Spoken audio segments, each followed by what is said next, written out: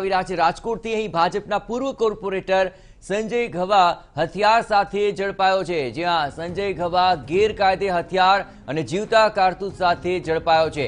Airport ફાટક નજીકથી સંજય ઘવા ઝડપાઈ ચૂક્યો છે। આજ મામલે વધુ વિગતે વાત કરી રહ્યા છે TV9 સંવાદદાતા મોહિત। શું છે વધુ વિગતો?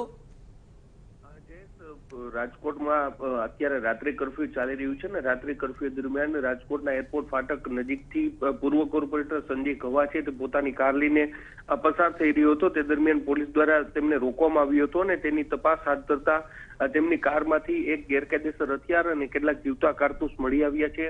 હાલમાં પ્રદ્યુમનનગર પોલીસ દ્વારા તેમની અટકાયત કરવામાં આવી છે અને તેની સામે કાયદેસરની કાર્યવાહી શરૂ કરવામાં આવી છે। જો કે એક પૂર્વ કોર્પોરેટર પાસેથી આ રીતે ગેરકાયદેસર હથિયાર ઝડપવામાં આવતા તેમની પાસેથી હથિયાર મળી આવતા જરૂરથી રાજકારણ પણ ગરમાયું છે। જી આભાર મોહિત। તો આ સમગ્ર બાબતોને લઈને કર્ફ્યુ દરમિયાન આખરે આ પૂર્વ કોર્પોરેટર ઝડપાયો છે સંજય ઘવા કે જે હથિયાર અને જીવતા કારતૂસ સાથે ઝડપાયો હોય તેમની વિરુદ્ધ કાયદેસરની કાર્યવાહી શરૂ થશે।